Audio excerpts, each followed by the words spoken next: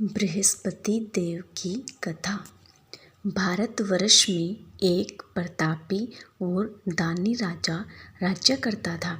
वह नित्य गरीबों और ब्राह्मणों की सहायता करता था। यह बात उसकी रानी को अच्छी नहीं लगती थी। वह न ही गरीबों को दान देती, न ही भगवान का पूजन करती और राजा को भी दान देने से मना किया करती थी। एक दिन राजा शिकार खेलने वन को गए हुए थे तो रानी महल में अकेली थी। उसी समय बृहस्पति देव साधु वेश में राजा के महल में भिक्षा के लिए गए और भिक्षा मांगी। रानी ने भिक्षा देने से इनकार कर दिया और कहा, हे साधु महाराज, मैं तो दान पुण्य से तंग आ गई हूँ। मेरा पति सारा दान लुटाते रहते हैं। मेरी इच्छा है कि हमारा धन नष्ट हो जाए, फिर न रहेगा बांस न बजेगी बांसुरी। साधु ने कहा, देवी तुम तो बड़े विचित्र हो। धन संतान तो सभी चाहते हैं, पुत्र और लक्ष्मी तो पापी के घर पे होने चाहिए। यदि तुम्हारे पास अधिक धन है तो भूखों को भोजन दो, प्यासों के लिए प्याऊ बनवाओ, मुसाफिरों के लिए धर्मशालाएं खुलवाओ। जो निर्धन अपनी कुंवारी कन्याओं का विवाह नहीं कर सकते, उनका विवाह करा दो। ऐसे और भी कई काम हैं जिनके करने से तुम्हारा यश लोक परलोक में फैलेगा। परंतु रानी पर उपदेश का कोई प्रभाव ना पड़ा। वह बोली, महाराज आप मुझे कुछ ना समझाएं। मैं ऐसा धन नहीं चाहती जो हर जगह बांटती फिरूं। साधु ने उत्तर दिया, यदि तुम्हारी ऐसी इच्छा है तो तथास्तु। तुम ऐसा करना, बृहस्पतिवार को घर लीपकर पीली मिट्टी से अपना सिर धोकर स्नान करना, भट्ठी चढ़ाकर कपड़े धोना। ऐसे करने से आपका सारा धन नष्ट हो जाएगा। इतना कहकर वह साधु महाराज वहाँ से आलोप हो गए। साधु के अनुसार कई बातों को पूरा करते हुए रानी को केवल 3 बृहस्पतिवार ही बीते थे कि उसकी समस्त धन संपत्ति नष्ट हो गई। भोजन के लिए राजा का परिवार तरसने लगा। तब एक दिन राजा ने रानी से बोला कि हे रानी, तुम यहीं रहो, मैं दूसरे देश को जाता हूँ, क्योंकि यहाँ पर सभी लोग मुझे जानते हैं, इसीलिए मैं कोई छोटा कार्य नहीं कर सकता। ऐसा कहकर राजा परदेश चला गया। वहाँ वह जंगल से लकड़ी काट कर लाता और शहर में बेचता। इस तरह वह अपना जीवन व्यतीत करने लगा। इधर राजा के प्रदेश जाते ही रानी और दासी दुखी रहने लगी। एक बार जब रानी और दासी को 7 दिन तक बिना भोजन के रहना पड़ा तो रानी ने अपनी दासी से कहा, हे दासी, पास ही के नगर में मेरी बहन रहती है। वह बड़ी धनवान है, तो उसके पास जा और कुछ ले आ, ताकि थोड़ी बहुत गुजर बसर हो जाए। दासी रानी की बहन के पास गई। उस दिन गुरुवार था और रानी की बहन उस समय बृहस्पतिवार व्रत की कथा सुन रही थी। दासी ने रानी की बहन को अपनी रानी का संदेश दिया, लेकिन रानी की बड़ी बहन ने कोई उत्तर नहीं दिया। जब दासी को रानी की बहन से कोई उत्तर नहीं मिला तो वह बहुत दुखी हुई और उसे क्रोध भी आया। दासी ने वापस आकर रानी को सारी बात बता दी। सुनकर रानी ने अपने भाग्य को कोसा। उधर रानी की बहन ने सोचा कि मेरी बहन की दासी आई थी, परंतु मैं उससे नहीं बोली, इससे वह बहुत दुखी हो गई होगी। कथा सुनकर और पूजन समाप्त करके वह अपनी बहन के घर आई और कहने लगी, हे बहन, मैं बृहस्पतिवार का व्रत कर रही थी। तुम्हारी दासी मेरे घर आई थी, परंतु जब तक कथा होती है तब तक न तो उठते हैं और न ही बोलते हैं, इसीलिए मैं नहीं बोली। कहो दासी, क्यों गई थी? रानी बोली, बहन, तुमसे क्या छिपाऊं, हमारे घर में खाने तक को अनाज नहीं था। ऐसा कहते कहते रानी की आंखें भर आई। उसने दासी समेत पिछले 7 दिनों से भूखे रहने तक की बात अपनी बहन को विस्तार पूर्वक सुना दी। रानी की बहन बोली, देखो बहन, भगवान बृहस्पति देव सबकी मनोकामना को पूर्ण करते हैं। देखो, शायद तुम्हारे घर में अनाज रखा हो। पहले तो रानी को विश्वास नहीं हुआ, पर बहन के आग्रह करने पर उसने अपनी दासी को अंदर भेजा तो उसे सचमुच अनाज से भरा एक गड्ढा मिल गया। यह देखकर दासी को बड़ी हैरानी हुई। दासी रानी से कहने लगी, हे रानी, जब हमको भोजन नहीं मिलता तो हम व्रत ही तो करते हैं, इसीलिए क्यों ना इनसे व्रत और कथा की विधि पूछ ली जाए ताकि हम भी व्रत कर सकें। तब रानी ने अपनी बहन से बृहस्पतिवार व्रत के बारे में पूछा। उसकी बहन ने बताया, बृहस्पतिवार के दिन इस व्रत में चने की दाल और मुनक्का से विष्णु भगवान का केले की जड़ में पूजन करें तथा दीपक जलाएं, व्रत कथा सुने और पीला भोजन ही करें। इससे बृहस्पति देव प्रसन्न होते हैं। व्रत और पूजन विधि जानकर रानी की बहन अपने घर को लौट गई। 7 दिन के बाद जब गुरुवार आया तो रानी और दासी ने व्रत रखा। गुड़शाल में जाकर चना और गुड़ लेकर आई। फिर उससे केले की जड़ तथा विष्णु भगवान का पूजन किया। अब पीला भोजन कहाँ से आए, इस बात को लेकर दोनों बहुत दुखी थी। चूँकि उन्होंने व्रत रखा था, इसीलिए बृहस्पति देव उनसे प्रसन्न हुए थे। इसीलिए वे एक साधारण व्यक्ति का रूप धारण कर 2 थालों में सुंदर पीला भोजन दासी को दे गए। भोजन पाकर दासी प्रसन्न हुई और फिर रानी के साथ मिलकर भोजन ग्रहण किया। इसके बाद वे सभी गुरुवार को व्रत और पूजन करने लगी।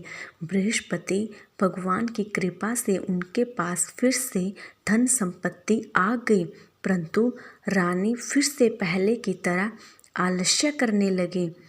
तब दासी बोली, देखो रानी, तुम पहले भी इस प्रकार आलस्य करती थी।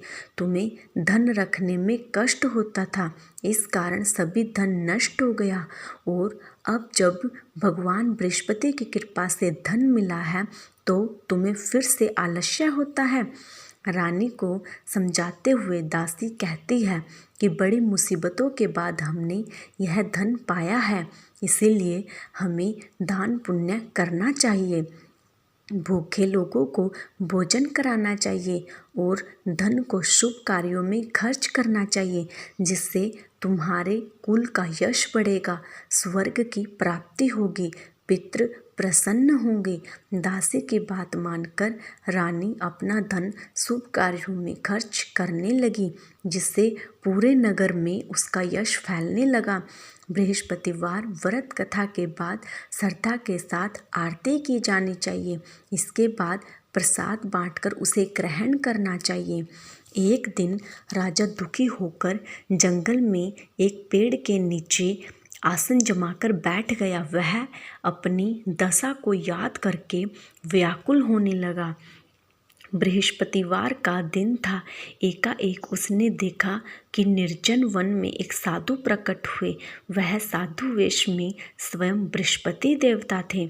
लकड़हारे के सामने आकर बोले, हे लकड़हारे, इस सुनसान जंगल में तू चिंता मगन क्यों बैठा है? लकड़हारे ने दोनों हाथ जोड़कर प्रणाम किया और उत्तर दिया, महात्मा जी, आप सब कुछ जानते हैं, मैं क्या कहूँ। यह कहकर रोने लगा और साधु को अपनी आत्मकथा सुनाई। महात्मा जी ने कहा, तुम्हारी स्त्री ने बृहस्पति के दिन बृहस्पति भगवान का निरादर किया है, जिसके कारण रुष्ट होकर उन्होंने तुम्हारी यह दशा कर दी। अब तुम चिंता को दूर करके मेरे कहने पर चलो तो तुम्हारे सब कष्ट दूर हो जाएंगे और भगवान पहले से भी अधिक संपत्ति देंगे। तुम बृहस्पति के दिन कथा किया करो, 2 पैसे के चने मुनक्का लाकर उसका प्रसाद बनाओ और शुद्ध जल से लोटे में शक्कर मिलाकर अमृत तैयार करो। कथा के पश्चात अपने सारे परिवार और सुनने वाले प्रेमियों में अमृत व प्रसाद बांटकर आप भी ग्रहण करो। ऐसा करने से भगवान तुम्हारे सभी मनोकामनाएं पूर्ण करेंगे।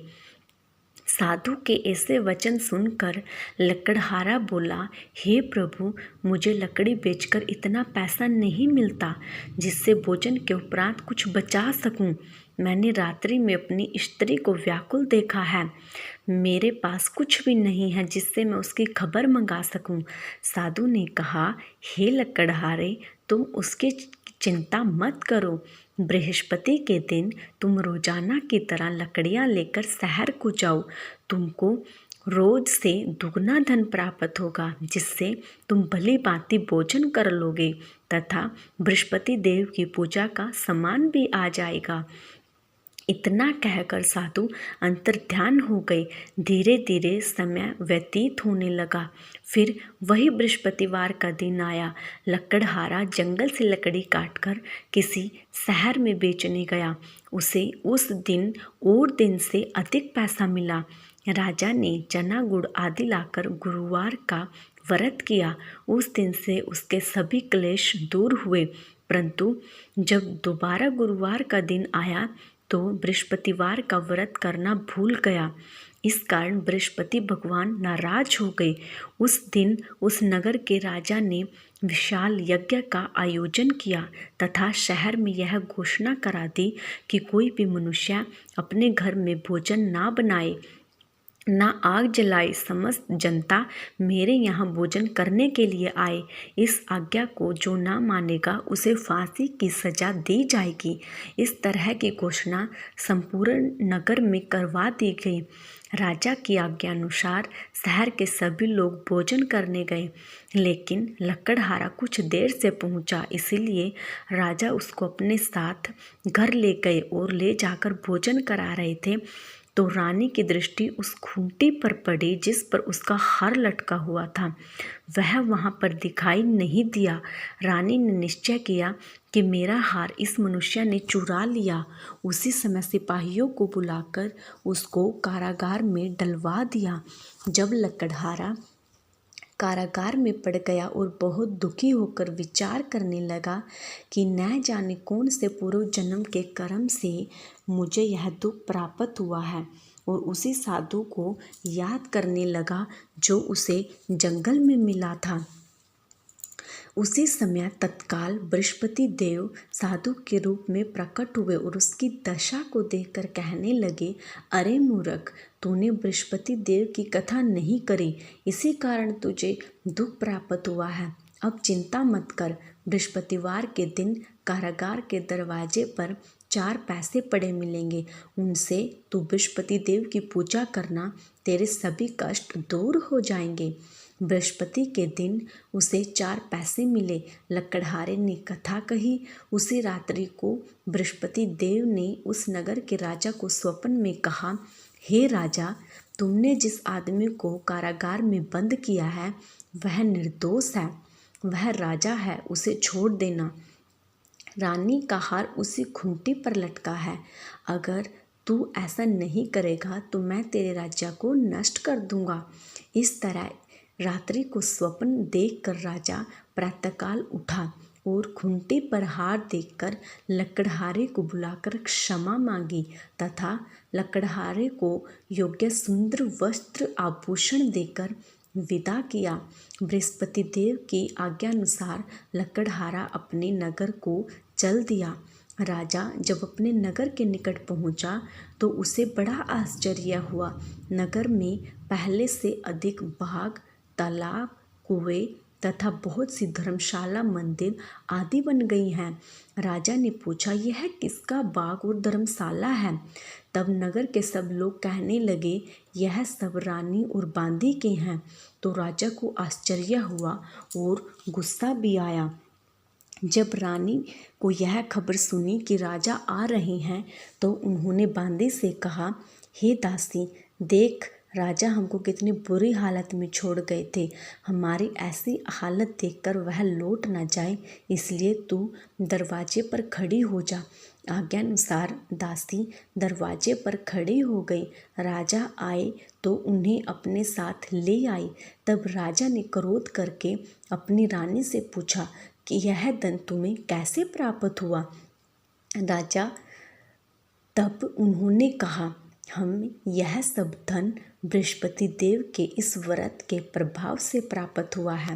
राजा ने निश्चय किया कि 7 रोज बाद तो सभी बृहस्पति देव का पूजन करते हैं, परंतु मैं प्रतिदिन दिन में 3 बार कहानी तथा रोज व्रत किया करूँगा। अब हर समय राजा के दुपट्टे में चने की दाल बंधी रहती तथा 3 बार कहानी कहता। एक रोज राजा ने विचार किया कि चलो अपनी बहन के यहाँ हो आए। इस तरह निश्चय कर राजा घोड़े पर सवार होकर अपनी बहन के यहाँ चल दिया। मार्ग में उसने देखा कि कुछ आदमी एक मुर्दे को लिए जा रहे हैं। उन्हें रोककर राजा कहने लगा, अरे भाइयों, मेरे बृहस्पति देव की कथा सुन लो। वो बोले, लो, हमारा तो आदमी मर गया है, इसको अपनी कथा की पड़ी है। परंतु कुछ आदमी बोले, अच्छा कहो, हम तुम्हारी कथा भी सुनेंगे। राजा ने दाल निकाली और जब कथा आदि हुई कि मुर्दा हिलने लग गया और जब कथा समाप्त हो गई तो राम राम करके मनुष्य उठकर खड़ा हो गया। आगे मार्ग में उसे एक किसान खेत में हल चलाता मिला। राजा ने उसे देख और उससे बोले, अरे भैया, तुम मेरे बृहस्पतिवार की कथा सुन लो। किसान बोला, जब तक मैं तेरी कथा सुनूंगा तब तक 4 हरैया जोत लूँगा। जा अपनी कथा किसी और को सुनाना। इस तरह राजा आगे चलने लगा। राजा के हटते ही बैल पछाड़ खाकर गिर गए तथा किसान की पीठ में बड़ी जोर का दर्द होने लगा। उस समय उसकी माँ रोटी लेकर आई। उसने जब यह देखा तो अपने पुत्र से सब हाल पूछा और बेटे ने सभी हाल कह दिया। तो बुढ़िया दौड़ी दौड़ी उस घुड़सवार के पास गई और उससे बोली, मैं तेरी कथा सुनूंगी, तू अपनी कथा मेरे खेत पर चलकर ही कहना। राजा ने बुढ़िया के खेत पर जाकर कथा कही, जिससे सुनते ही बैल उठ खड़े हुए तथा किसान के पेट का दर्द भी बंद हो गया। राजा अपनी बहन के घर पहुंचा। बहन ने भाई की खूब मेहमानी की। दूसरे रोज प्रातःकाल राजा जगा तो वह देखने लगा कि सब लोग भोजन कर रहे हैं। राजा ने अपनी बहन से कहा, ऐसा कोई मनुष्य है जिसने भोजन नहीं किया हो? मेरी बृहस्पतिवार की कथा सुन ले। बहन बोली, हे भैया, यह देश ऐसा ही है कि पहले यहाँ लोग भोजन करते हैं, बाद में अन्य काम करते हैं। अगर कोई पड़ोस में हो तो देख आऊं। वह ऐसा कहकर देखने चली गई, परंतु उसे कोई व्यक्ति नहीं मिला जिसने भोजन ना किया हो। अंततः वह कुम्हार के घर गई जिसका लड़का बीमार था। उसे मालूम हुआ कि उनके यहाँ 3 रोज से किसी ने भोजन नहीं किया। रानी ने अपने भाई की कथा सुनने के लिए कुम्हार से कहा। वह तैयार हो गया। राजा ने जाकर बृहस्पतिवार की कथा कही, जिसको सुनकर उनका लड़का ठीक हो गया। अब तो राजा की प्रशंसा होने लगी। एक रोज राजा ने अपनी बहन से कहा, हे बहन, हम अपने घर को जाएंगे, तुम भी तैयार हो जाओ। राजा की बहन ने अपनी सास से कहा। सास ने कहा, हाँ चले जा, परंतु अपने लड़कों को मत ले जाना, क्योंकि तेरे भाई के कोई औलाद नहीं है। बहन ने अपने भैया से कहा, हे भैया, मैं तो चलूँगी, पर कोई बालक नहीं जाएगा। राजा बोला, जब कोई बालक नहीं चलेगा तब तुम ही क्या करोगी। बड़े दुखी मन से राजा अपने नगर को लौट आया।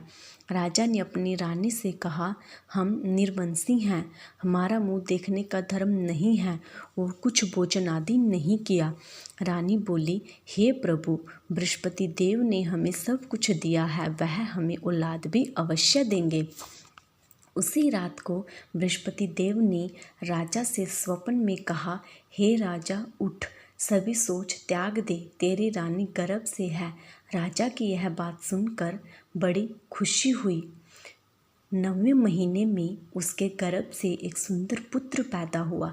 तब राजा बोला, हे रानी, स्त्री बिना भोजन के रह सकती है, पर बिना कहीं नहीं रह सकती। जब मेरी बहन आवे तुम उससे कुछ मत कहना। रानी ने सुनकर हाँ कर दिया। तब राजा की बहन ने यह शुभ समाचार सुना तो वह बहुत खुश हुई तथा बधाई लेकर अपने भाई के यहाँ आई। तब रानी ने कहा, घोड़ा चढ़कर तो नहीं आई, गधा चढ़ी आई। राजा की बहन बोली, भाभी, मैं इस प्रकार न कहती तो तुम्हें औलाद कैसे मिलती। बृहस्पति देव ऐसे ही हैं, जिसके मन में कामनाएं हैं सभी को पूर्ण करते हैं। जो सद्भावना पूर्वक बृहस्पतिवार का व्रत करता है एवं कथा पढ़ता है अथवा सुनता है और दूसरे को सुनाता है, बृहस्पति देव उसके सभी मनोकामना पूर्ण करते हैं। पतिदेव उसकी सदैव रक्षा करते हैं। संसार में जो मनुष्य सद्भावना से भगवान जी का पूजन व्रत सच्चे हृदय से करते हैं तो उनकी सभी मनोकामनाएं पूर्ण होती हैं। जैसी सच्ची भावना से रानी और राजा ने उनकी कथा का गुणगान किया तो उनकी सभी इच्छाएं बृहस्पति देव ने पूर्ण की थी। इसीलिए पूर्ण कथा सुनने के बाद प्रसाद लेकर जाना चाहिए। हृदय से उसका मनन करते हुए जयकारा बोलना चाहिए। बोलो बृहस्पति देव की जय, भगवान विष्णु जी की जय।